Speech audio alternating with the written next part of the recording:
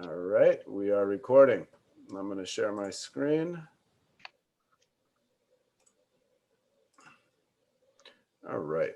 So thank you, everybody. The response to the announcement of this working group has been really terrific. And so one of the first things that we wanted to do here was, let me just see if I can.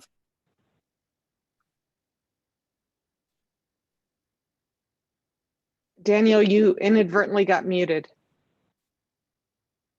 Thank you. Good catch, Cornelia.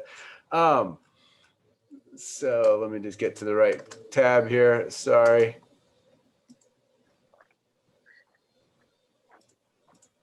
All right.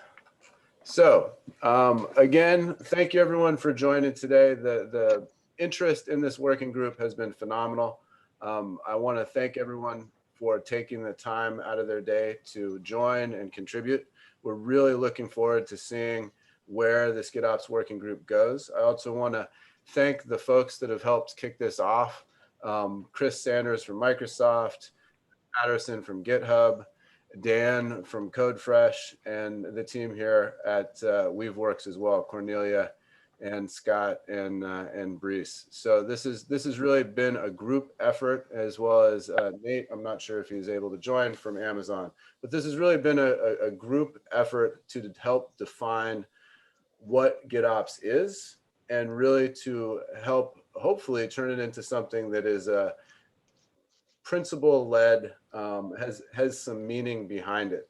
So we last month published this blog post around the GitOps working group. So back right before Thanksgiving here in the US in November. And I think everybody is familiar with the text that's put up here on GitHub.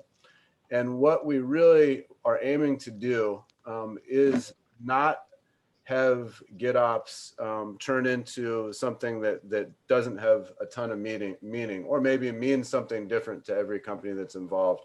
We'd really like to have GitOps have a meaning that's agreed upon by the open source and the CNCF community, specifically around the kind of the core principles of how it should work. So the purpose of this working group is define and I guess create the documentation and the principles that can at some point in the future grow into solution conformance and certification around GitOps and what a GitOps pipeline looks like. So that was the real purpose of starting this working group, was to have involvement from all of the different companies that are creating GitOps solutions or using GitOps out there in the community. And I see that there is quite a few different companies, both on the solution creation as well as the end user, that are participating today. So it's great to see the turnout, and it really demonstrates just how much traction GitOps has gained in the marketplace since it was kind of created back in 2017. So today, a couple of things before we kick off what we hope is an active discussion. So initially, we put the working group into the Flux, which is a CNCF project, or under the Flux project. And the reason for that was Flux is part of the CNCF. Flux has a defined governance model, which we think is very much applicable to what we want to do with the working group. We're not actually looking to keep the GitOps working group underneath Flux. Again, this is something that we very much want to be a CNCF open community-led initiative, and not something that's seen as steered by any of the companies that were involved in its founding. It was just much faster for us to put everything under Flux initially. The goal right now is to actually move the GitOps working group underneath the application delivery SIG. So let me see, that would be over here. And we're in the process of making that happen now. Again, this would take it out from underneath the Flux project and move it over to the SIG app delivery project and kind of working group. And we think that that is much more aligned with how it should work going forward. We do hope to bring the governance from Flux. Cornelia actually submitted a edited version of the Flux governance, which strips out anything that's Flux related. But I know that our developer experience team here, with Scott specifically, who's on the call and is known to some of you from the CNCF community, has spent a lot of time creating a nice open governance model, and we're hoping that that represents the spirit of the working group. So I wanted to put that up front and get that out of the way, because I know that that's a topic of conversation for many folks, is where the GitOps working group would live, whether it was going to be steered by this core group of companies, or if it was truly going to be something open under the CNCF. And I think that that's hopefully the direction is well understood by moving it under the app delivery. Another kind of housekeeping thing, since we've had a bunch more people join since we started, we are recording this. It will be linked to from initially the Google Doc, but shortly from the GitHub repo, where we'll be keeping all the notes and the meetings and all of that good stuff. Everybody here is already practicing good Zoom hygiene and has their microphones muted, so thank you very much.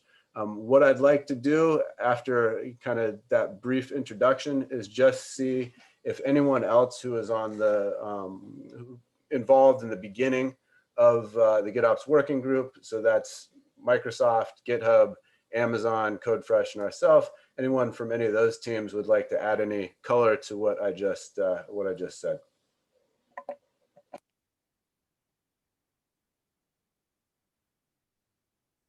So this is Cornelia. I'll jump in very quickly. I've been participating as a part of the app delivery SIG for some time. And I know Alois, who is one of the co-chairs, wasn't able to make it today. I was slacking with him earlier today.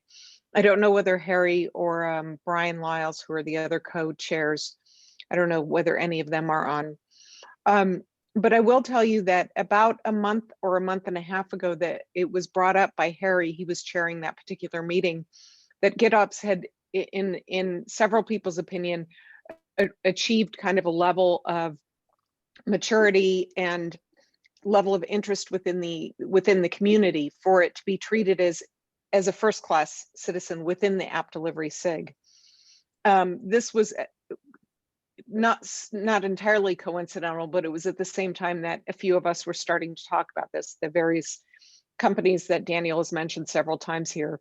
And so when we started to bring these conversations together, I think that was when we all realized that this was the moment. So I just wanted to share a bit of that context with you all.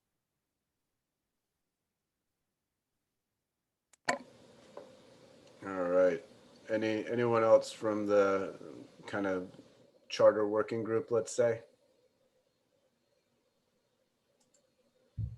All right.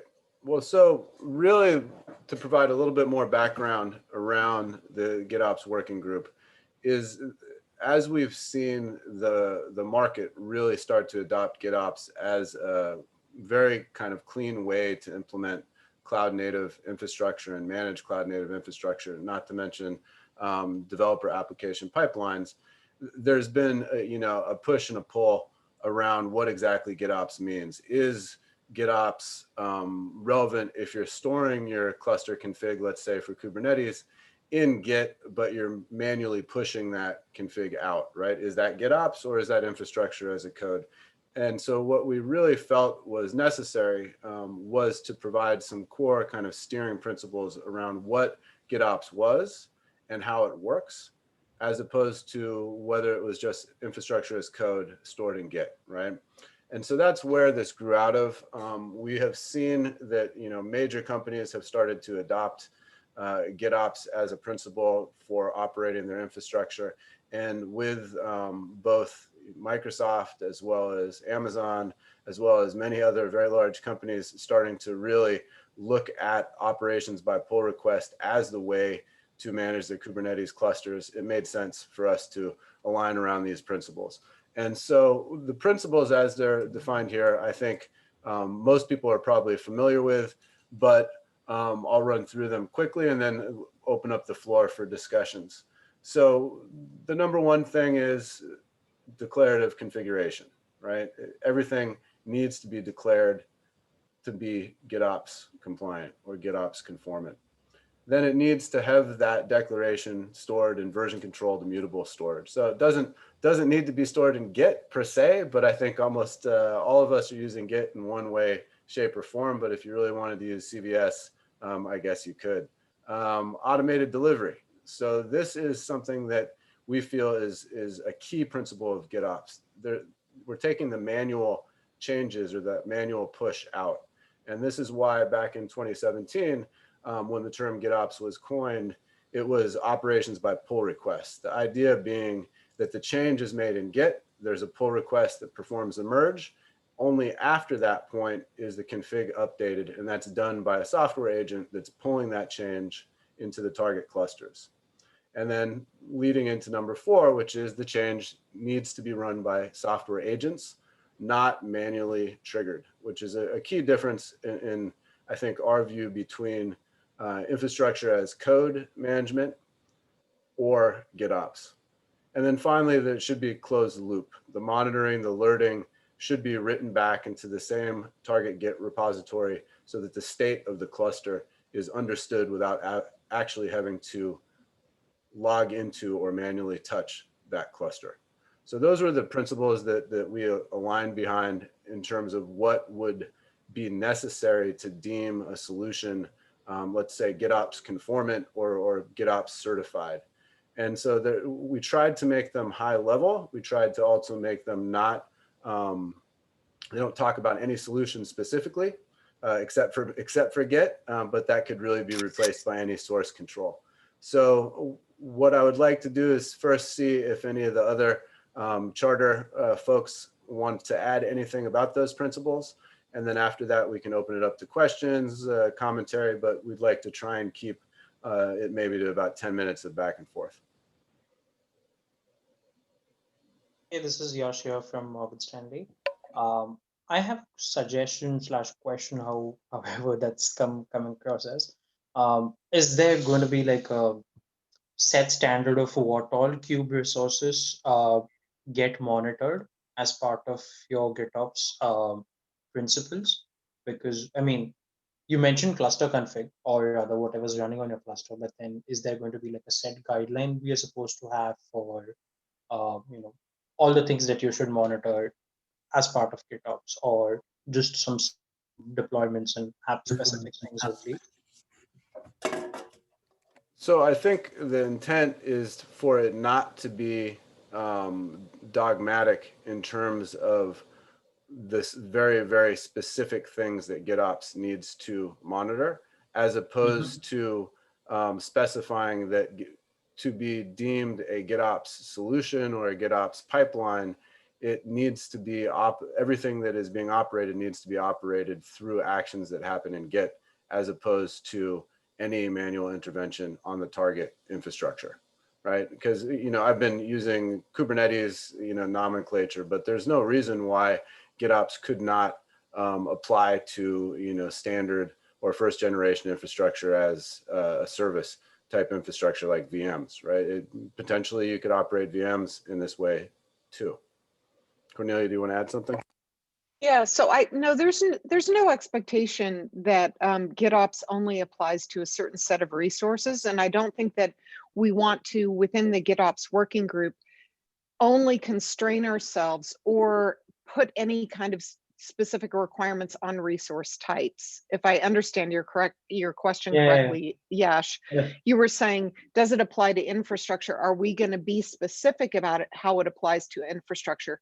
I don't think so. I think that my feeling is that within the GitOps working group, we talk about GitOps, and we'll have lots of examples. And I think that's part of the thing that I'd like to see this working group do, is show how examples of how it applies to infrastructure, examples of how it applies to workloads, examples of how it could apply to IAM policies, or any other type of things.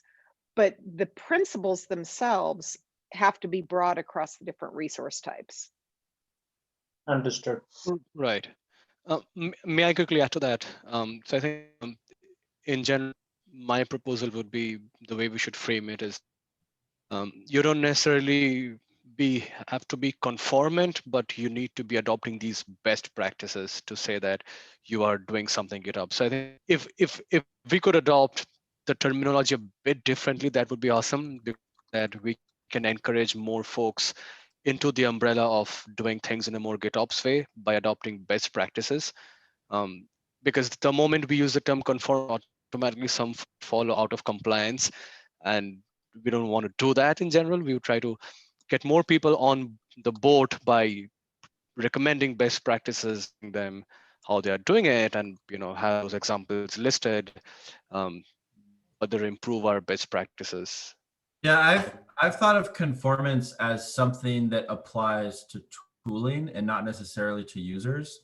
Like I don't think my intention, I don't know if anybody disagrees, but my intention wouldn't be that like, oh, your bank is going to be GitOps. Well, we're going to send in our committee of investigators to make sure you're compliant, and then you can put this PCI compliant GitOps, thing up. I don't think that's the intention. I think it's more like, what are GitOps compliant tools?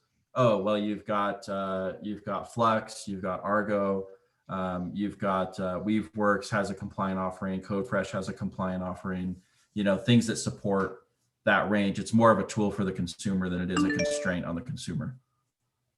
Yeah, and to add to that, I know that a number of the companies that are building solutions will absolutely publish reference architectures that demonstrate how their solution can be implemented in GitOps. Maybe we use compliant fashion, right? And how it demonstrates GitOps principles in its implementation. And that's one of the goals, is that if everyone here is aligned around the principles of what makes something a GitOps system, then it's pretty easy for folks to demonstrate a reference implementation. Yeah, so along those lines, probably there's going to be layers of definitions or principles, right? And I don't think the goal of the working group should be to say, this is a GitOps solution and this is not a GitOps solution, but more kind of describe what those layers, possible principles, and so on are. I have a question. Thanks of all for organizing the first meeting group. I'm really happy to see this. My question's around the term declarative. If we use the word declarative, does it mean that tools like Pulumi, for example, are excluded from the whole GitOps approach, all the CDKs coming up, and a strong movement to say, okay, we define deployment and all the stuff now in imperative language? How does it work? That's a good concern. Absolutely, and technically, I think I'm not well versed enough to answer, because that gets below the Kubernetes level, right? Now we're starting to talk about the creation of the infrastructure underneath it. But it's a good question that we can certainly add. Yeah. So, I mean, going back to we want to be resource type agnostic. So fine, if it's, regardless of what you're using Pulumi to manage. I think that you're right in that. So I'll put on my propeller hat and say that my personal opinion is that we have to embrace that it shouldn't be language specific, and it shouldn't be, constrained to YAML or something like that. I think that's something that this working group should look at.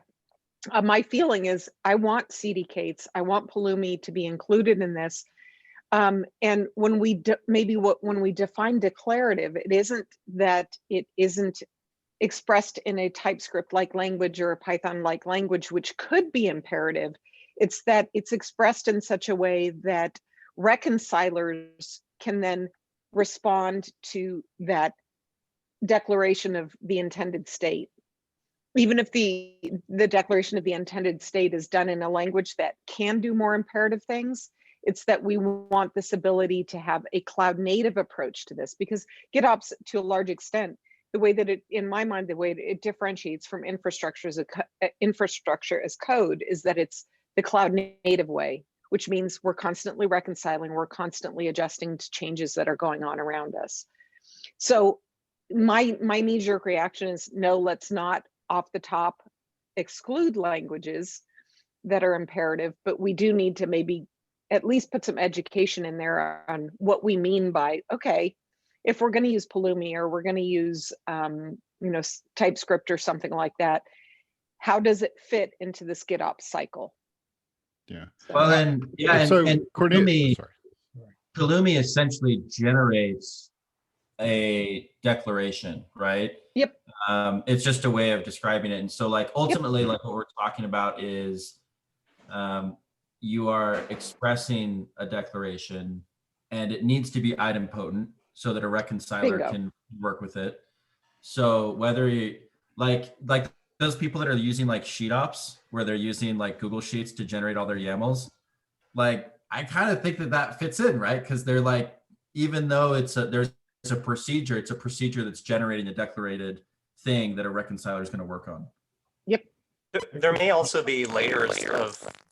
Sorry, I think what you're trying to state is that what we need is the reason some of these things are in the principles, like you're explaining the why. So for declarative, it's so that you can actually reason about the state of the end environment, because you can inspect it. You can then say, this is what I expect to happen, and the reconcilers make it so.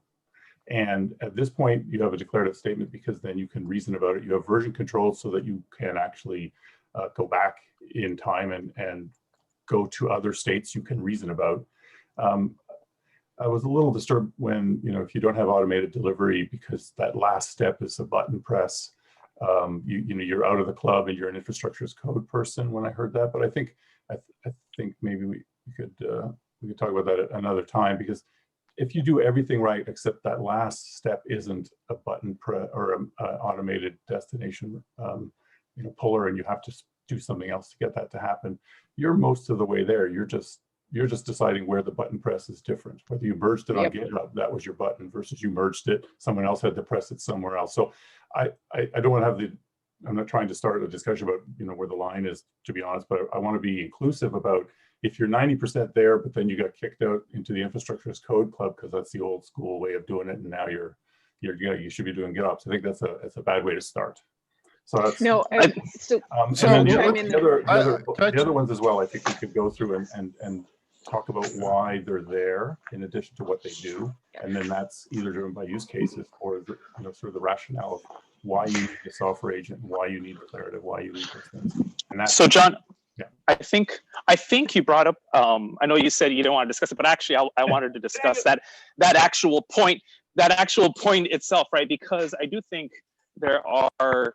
I think there are like 3 different pillars, or I guess guiding principles, right? Like kind of like a crawl, walk, run sort of thing, and I think that all should be included as well, right? Like infrastructure as code, and then fully automation. I believe the third one or second one, I guess, in the middle that I think we should define. It's not clear in my head, but I do think there's one there. But I do think we need to get a sort of a crawl, walk, run, and it should be under the umbrella of like GitOps, right? Yeah, so I'm with you. I sometimes say, look, you don't have to learn a lot about this. The first principle is write it down. Boom, it's on the file somewhere. Second principle is automate the application of it, right? Duh, right? So write it down, automate, blah. We're just using fancier term. Oh, sorry, put it in version control so you don't lose it, duh. And then automate the deployment. And that's sort of the baby steps.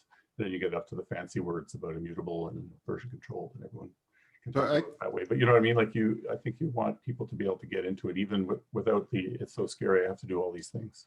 But can't people do that today already? I guess and I'm going to play a little bit of devil's advocate here. Like, I would argue that what you just said, John, people do today already. Like that's status quo. And if you're trying to define sort of a set of principles of a place you want people to go to, why not make that bar a little bit higher? Like and I'm happy for other people to have different feedback or different points of view, but I do think it's interesting to say, hey, there's a principled set of approach we want to go to. And that principle includes, a versionable, repeatable set of configuration that generates a desired state that you then have some sort of desired state system to reconcile, right? And that is done, that process that takes you from your versioned artifact to that desired state is automated, right? I mean, that's essentially what's being said here. And it's not, you know, it's not a human in the middle. Yes, a human may press a button, but that button should kick an automated process that's also consistently repeatable, that frankly a robot could press. So there's a couple of, I got a couple of questions, right? Number one, the closed loop part of this, right? So I think when you were describing that initially, you said something about write back. That kind of a topic that I see burning in this kind of GitOps space a little bit is when we say something is declarative, when we've got the declarative definition of this resource in Git, and we want to take it and deploy it somewhere, and there's an automated process for doing that. That declarative reference or that declarative expression should be complete in that no matter where I'm deploying it, it should deploy repeatably the same way, right? So I see lots of people that are writing, and I'm going to go into the Kubernetes piece of this a little bit, but lots of people that are writing YAML and then applying it and then writing back information that say an operator is enhancing that YAML, right? So they're writing that information back into the Git repo because there's no other way to recover it. But to me, that kind of loop destroys the credibility of what GitOps is trying to bring to the table. I write into this immutable version system what I declare my system to be, and that's my human interaction. And anything that happens to take that YAML and deploy it wherever it needs to go is an automated process. And that gives us that separation of concerns between what the automated system is doing and what humans are actually trying to intend to happen. So Tim, I think that's a really good point. I think that not every closed loop, not every write back into Git would be welcome. But there are some interesting use cases because GitOps is not just a delivery process. It does interface all the way out to operations. It is GitOps after all, it's not Git CD. And there are some use cases, for example, around progressive delivery, where you've got something happening in the cluster, you've got some progressive delivery happening. And let's say you're rolling out from version 1 to version 2. And the way that you kick that off is you say, I want to roll out version 2. And during the progressive delivery, which is all fully automated by robots, something goes wrong and it says, nope, actually, we aren't going to go to version 2 because there's a problem.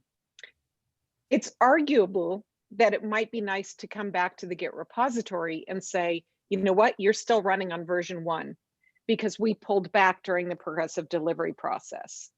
So I think that the closed loop is there more as a nod to, we want to make sure that there is some connection to what's going on in the runtime system, tying that all the way back to what's been declared in Git. There is some relationship there, and maybe this isn't expressed the right way yet, but there is something interesting there. Yeah, I agree with you completely. There's definitely some interesting use cases around doing that. Yeah. I guess I fear that if it's not defined well, it'll be a slippery slope where basically you're recreating Kubernetes using Git, right? That's the slippery slope I guess I would like to avoid. Yep. Good I had point. one question about GitOps. When we keep using the term Get and repo, is there a requirement that the source of truth for GitOps be a Git repo? Because we have use cases where we're using that model and the source of truth is not a Git repo.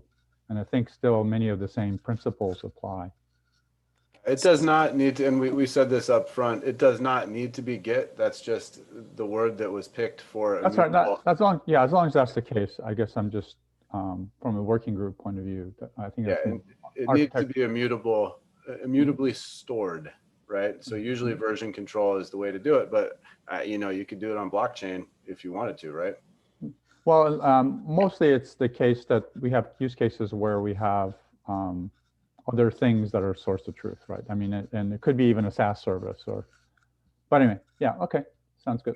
So Leland, I'll chime in a little bit on that topic. So the first example is that a lot of people are using GitOps where they're putting config in Git and they're not putting their images because they're doing deployments to Kubernetes, for example. That's one of the first use cases. The images are not stored in Git. The images are stored in a Git repository. And that's the source of truth for the images. There's this really interesting element that now Git acts as a bit of an index because the image repositories are not always necessarily versioned or immutable. And so I'm sorry, I'm rat holing a little bit here, but the short answer is, of course, there's other sources of truth. I think there's an interesting pattern where Git acts as a bit of an index and can help bring some of those semantics to the table. So I'm sorry, I just realized Do you I consider totally index an additional definition off of immutable and versioned? maybe, I don't know, I haven't gotten that far yet. Well, we make our images immutable, we even sign them. And I mean, those are all kind of more patterns people want to pick in terms of how they want to manage the images. But Yeah, and so Daniel, can you hear me? Yes. Daniel, hey, this is Scott. Sorry, I turned my video off just because I think it may have been cutting out my connection for some reason. I just wanted to, speaking of reconciliation, I was just wondering a few very short housekeeping things. One is, could we begin to reconcile the text chat with the verbal chat? I think there are a couple of points that have come up that seem relevant that we might want to just make sure get on the recording. And secondly, I just wanted to mention that I think there are some voices that might not really be heard because we've got maybe 40, well, right now 45 people on the call, at some point almost 50, though a few dropped. And I wonder if we might want to consider, if not today, in the future, implementing a hand raising. Yeah, I think that's a good, that is both good suggestions. Okay. Yeah, and just for housekeeping, the chat is not saved. So keep in mind that whatever goes in the chat's not going to be stored anywhere. We do have a Slack channel, right, in the CNCF that I think pretty much everybody that had put their name down got an invitation to that if you were in the CNCF Slack. I am keeping notes in the GitOps working group here. And then I think, like, you know, in future meetings, yeah, hand raising is good, and then trying to set agenda items beforehand, and having the page available so that people can go and add agenda items, and then we can try to address them together. Because like, this is awesome. Like, we have 45 people in here. That's like, how kick-ass is that? That like the first GitOps launch working group has that many people who are that engaged. It's awesome. Yeah, and the intent was to have a meeting agenda in GitHub. We were just having some challenges with pull requests under the Flex org. So once this is moved over, I think that those will be resolved. There will be a list of upcoming meetings as well as proposed agenda for those meetings too. So the goal is to have a little bit better housekeeping. So Scott and Dan, thank you for keeping us honest. We appreciate it. So just going back to the point about just going back to the chat though, and Scott, so I'll put it over to you, but maybe we can raise some of the discussion that's been going on between Chris Patterson, Shubik, and Engine, and hopefully I didn't butcher your names too bad, guys. Just so that it gets into the recording, and then we can go back and conclude the kind of discussion around the principles. So Scott. Oh, great. Sure. I'm not sure quite how far back we should go, but I can just quickly raise them. A few short things. Omar is right that the chat can be saved in newer versions of Zoom, and I'll make sure to save it so we can keep it too, just so that anyone's, you know, for future. The very first thing was I can't raise my hand as the co-host, but and I guess we haven't implemented it yet anyway. But one of my questions was, you know, do you think it's fair to say that for now the Git in GitOps is a shorthand for something like versionable declarations of desired state for operations? Maybe even we could say that could be reconciled. You know, it seemed that people who responded to that in the chat felt positively about something like that, but maybe we can work on that. And then secondly, in terms of versioning, or excuse me, in terms of qualification for GitOps, one thing I suggested in the chat is that maybe rather than a binary definition, we kind of dog food a little bit and consider our definition progressive as well. So perhaps rather than is it or isn't it, you know, the will they or won't they question, maybe it's more of a does X project or Airbnb project specifically meet X, Y, or Z GitOps standards, and to what degree? Just wanted to put those forward as discussion topics, if not for now, then maybe for a future. Yeah, and that's Yep, that's leading. Sorry, I'll talk over that person very quickly and then just cede the floor. But one of the next topics that we're going to talk about is the development of the GitOps, and the word manifesto is in a little bit of discussion, but a GitOps, let's call it definition, right? Or the reason why we all believe, if we're believers in GitOps, that it's the path for managing infrastructure forward, right? So that's the next topic. So if we want to hold anything related to that, we'll be talking about that in just a couple minutes. So go ahead. I think Dan, I cut you off. Yeah, I was just going to say, I noted those items down, Scott, in the document, in the GitOps working group doc. And then I also noted Shubhaik's mutated admission hooks as being an item for discussion, because there's some stickiness with that. So that's something we want to have. And I see Leonardo adding 12 factors is a good example. So I'm just trying to note these things down in the doc as we go, so we can save them for later and bring them into discussion next time or later today. Excellent. So, and I will just note, one of the principles specifically says version controlled immutable storage, right? It says, for example, Git, but it's not being dogmatic about that it has to be Git, right? It does need to be version controlled immutable storage though. So that's something that is a key principle and a driving reason, I think, behind the adoption that we're seeing, is that there's a lot of very large and very small companies that have confidence in Git specifically for version control because of the fact it's so auditable and you can do rollbacks and all the other good stuff. So that's why the Git in GitOps was put there. All right, let's have maybe 2 more minutes of conversation around the principles, and then we can jump to the next topic, which will be around the definition and the manifesto. And then after that, we'll just talk a little bit more about how we see the working group rolling forward and what participation will hopefully look like for everybody before we wrap up. So any other things that people would like to discuss around the principles?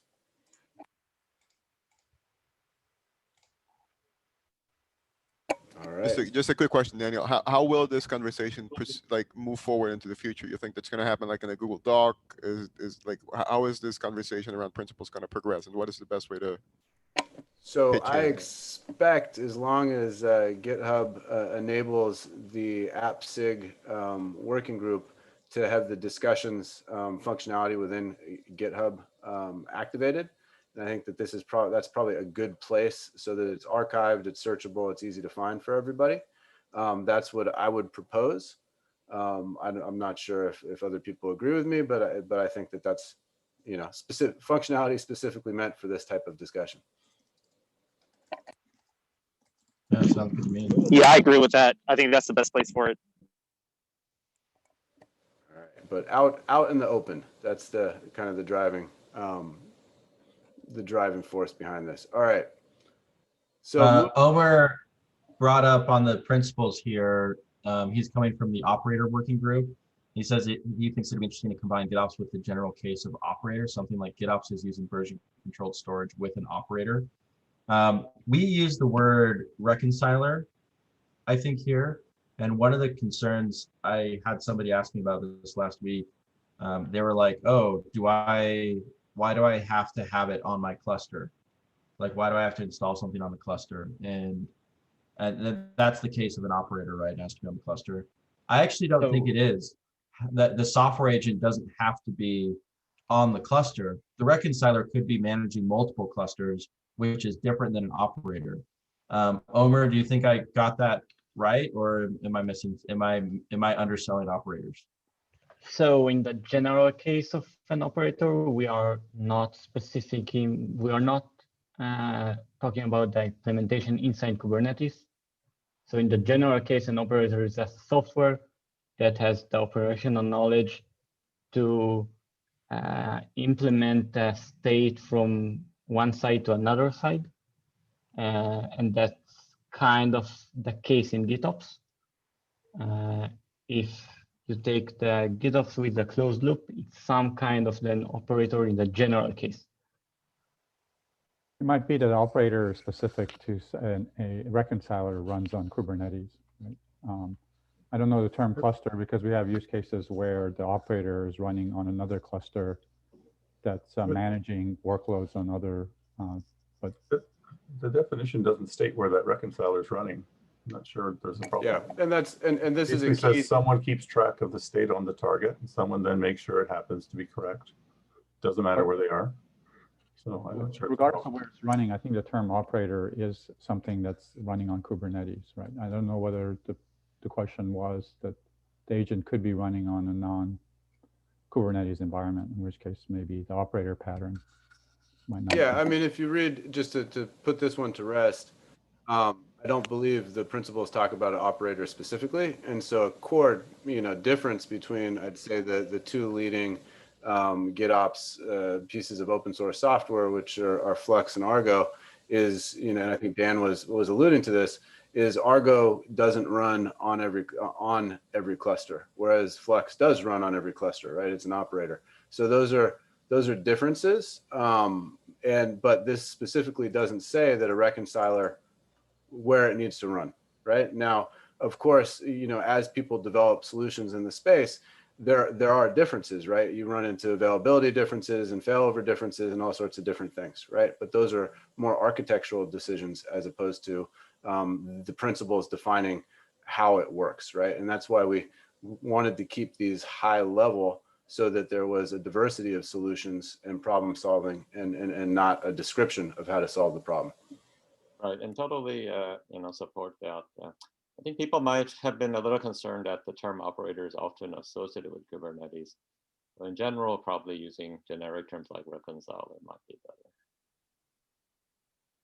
better. All right, great. So let us jump over and talk about something, and hopefully people are familiar with this Google Doc where it was announced.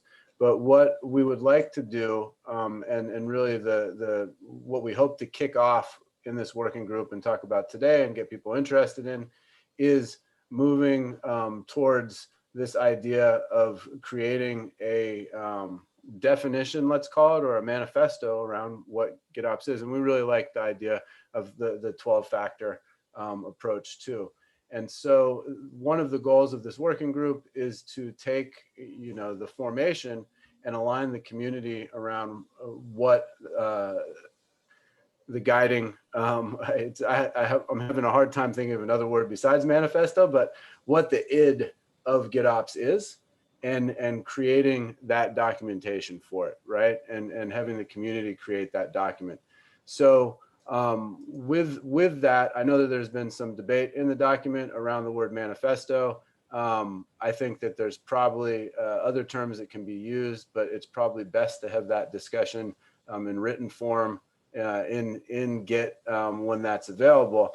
But what we do want to ensure is that anybody who is interested in participating in helping to write those documents, that this is going to be an open doc. I think I just want to see there is a start to the GitOps definition that Alexis, who is a co-founder of Weaveworks and coined the term GitOps, put together, but this is by no means what the final output will be, or even the beginning output. It's just a place to look at. So what I'd like to do here is first open it up to Dan, Chris, Cornelia, anyone else who is behind the formation of the working group, to see if they want to add anything to this idea of the GitOps kind of definition or manifesto, and then we can open it up to the floor. I don't mind the word manifesto. Is there an objection to that word? There was some discussion in the chat. I guess some people are scarred by Agile and the Agile manifesto. I don't have a problem with it either. I believe that the objection was more along the lines of inclusivity. that, yeah, somebody said, well, you know, the Agile Manifesto, young people won't even know what that is, although I would beg to differ on that. I think it's pretty well known. But I think that there were some concerns around the inclusivity and that it can be a trigger word for folks because it has some negative historical connotations. Right. It definitely falls out. Sorry, Ed. Sorry. I think Cornelia described it very well, which is that manifestos are often associated with opinionated, I'm not sure what the right order, but revolutionaries, so, maybe. Exactly. Well, this could be considered revolutionary, so I think that's not. A revolution isn't necessarily bad, but I think it's often been associated with people who are maybe not as benevolent. I would say it sounds authoritarian. Like, I mean, that's really exactly. That's really the word you're looking for. It sounds very authoritarian, and I think that we should. So I think for the purpose of the working group, it would probably raise fewer concerns if we picked a more neutral word. The word I've heard used before is playbook. Is another word that I've seen kind of in that same space. Right, but playbook also implies a specific sequence or set. It does. So maybe a declaration. We can call it a declaration. Go to back to the founding fathers. Yeah, I mean, we may just do. I like somebody brought up 12factor.net. You know, it wasn't called a manifesto. It wasn't called. I mean, what do they say at the top of it? What words do they use at the top of that? I think it's just factors. Sorry, and Daniel suggested we have this debate offline, but now we'll give it 3 more minutes. But I'm not okay. I'm not sure it's the best use of everybody's time to debate nomenclature. But one of the things is, I think what we should do is boil it down. There's been some good suggestions already. Declaration, definition, playbook, and I think we leave manifesto in there, and maybe we just put it to a good old-fashioned vote. I think the key thing that we're looking to boil it down to, though, is and the reason why the word manifesto, although being authoritarian, is applicable, is that, again, if we go back to the reason this working group was put together, the goal of it is to put a definition around what a GitOps system is.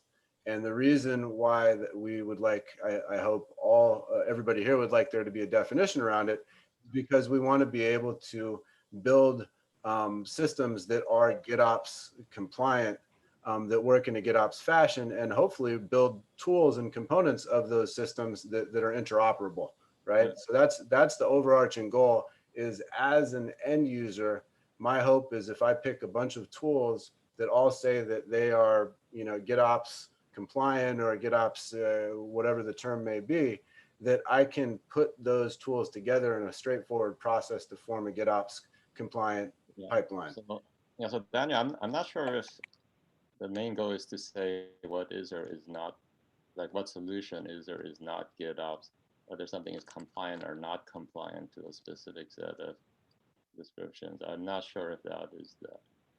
I mean, I would say that the reason I'm so interested in this is because I spent years trying to figure out what the actual definition of DevOps was. I think GitOps has a huge amount of merit and capability in it already from what little has been described of it. If we can put some actual good description around it, I think this could be, a very, very useful process for so many different kinds of applications, right? And yes, I don't think it's tooling specific. I would like to stay away from that as at all possible, but I don't want to go down the rabbit hole of this very general. It took years for somebody to come up with a DevOps definition that people even somewhat agreed on, and they still don't really agree on it. Yeah, I will just put it out there and say the specific reason for being of this working group is so that the term GitOps is not abstract, is defined. So I will, do my best as a participating member to steer us away from too much vagueness and catch-allness of the term. We very much, and we kind of state that in this opening post, that really the goal is to define what makes something GitOps and what doesn't make something GitOps. So just so that we're really clear on that, we don't want it to be abstracted away to be completely vague. I'll just add one piece here. From discussions with hundreds of customers, folks are looking for clarity in this space. So the more that we can provide clarity, it's going to be a good thing. And that's one of my big interests in this group. Thanks, Chris. Oh, someone said, Engine, I like that. The pillars of GitOps. There's another good one in the chat there. All right. So one of the things that the working group, and we'd like everybody to participate on, is going to be the creation of a document that becomes the definition of what GitOps is, right? And again, I think already we have some consensus just by people participating on the call today that it does not, we don't want to name tools within this document, right? This is something that's principle led, that should be applicable not just to Kubernetes, not just to something that like a CI/CD pipeline that we talk about today, but they are principles that need to be demonstrated for a system to be GitOps. And I don't want to, there's no compliance board, but for a system to work in a GitOps fashion, right? And so that's a goal of this. What I would like to do is have a place to start. And so we will, I believe that we can get email addresses out of the Slack registration, but we will also update the document that everybody used here, just again in the notes, with a more explicit link if people didn't see it, to this working draft. We will also copy the working draft over into the new Git repo so that there can be active discussions about the document. What I think we want to hopefully aim to do is by the next meeting, which will be probably second or third week in January, have a document that's been put forth, not for approval per se, but that people have reviewed and that we can have a very active discussion around. And I'd like to put that forth as kind of the first deliverable that hopefully the working group can get behind. So I want to see if, and I think we can do the hand raising, but if people who are on the call want to aim that as an initial deliverable, I'd love for that to be the first thing we put out. All right, we got a second from Dan and a number of other hands too. All right, just to be conscious that we have so many people participating today, I know there's a lot of discussion in the chat. What I'd like to do is just open up the floor to any other questions, comments. If you had something to say and you weren't able to push through earlier, please feel free to unmute and say hello over the last few minutes. You mentioned a Slack registration. I don't see a Slack channel described on any of the documents out in the Git repo. Is it on the Google Doc? We will put it there. I will also paste the link right here into it's in the CNCF. So let me just copy the link again and put it into the chat here. So that is the WG GitOps under the CNCF Slack channel that Dan set up. Thank you very much. Feel free to join it. We will also make sure it's in the documentation. Thank you.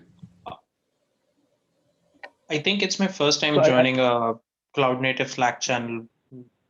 Could I get some pointers on how do I register for that or something like that? Sure thing. I think if you go to the CNCF website, and I'll paste it into right here, there's going to be a link to their Slack down at the bottom, and that's how you join the Slack channel. Let me just paste that into the chat. All right. Other questions, comments? Yeah, I have a question. Thanks for putting this together. This is really great. I want to double down or vote +1 on clarity. I think that is fantastic. I think in that vein, I think there's value in knowing what it's not. So when I think ops, I think the things that I think come to mind with GitOps, changes in the cluster, rollbacks, all that stuff. But I also think diagnostics. I also think debugging and management. So I don't know if it's inclusive of that. I'm not trying to drive more conversation. I'm really just I would like part of the topic in definition to be very explicit about things that it currently is not. Maybe it'll evolve over time, but I think that clarity is super valuable. All right, great feedback. And I think there was someone, Matt, I think you were about to say Yeah, something. thanks. Yeah, I was just going to ask. I think that defining GitOps is the first thing and maybe the most important thing, but other valuable things that follow from that are explaining why someone might want to use GitOps. Like what's the value proposition there, and then what are the steps between where somebody is starting and where they're using a full GitOps setup, right? Is it a whole hog transition from non-declarative, non-infrastructure as code lifestyle to a full GitOps workflow? I think the answer is no, based on sort of the crawl, walk, run comments earlier. But I think documenting stories for how to get how and why to adopt GitOps would be valuable. All right, great feedback. And yeah, the firsthand, especially the folks on the line who are end users, documenting those use cases. I know myself from a solution standpoint, we love to read those use cases, right? The success stories, the why, the increases in productivity and security that come out of GitOps adoption. Any other last speakers here as we're at the top of the hour? All right. Well, thank you everybody for participating in the inaugural GitOps working group call. This has been terrific. It's been great discussion. I want to thank everybody for participating, and for Microsoft, Amazon, CodeFresh, Weaveworks, and GitHub for sponsoring. So thank you very, very much for helping us get this going. And as soon as we have the next meeting scheduled, we will add it to that existing working group doc. We'll also add it to the Git repo, and it'll be updated and pinned in the Slack channel.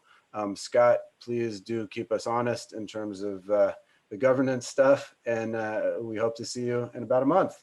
Happy holidays, everybody. Thanks, everyone. Take care. Thanks all. Thanks. Thanks. Bye.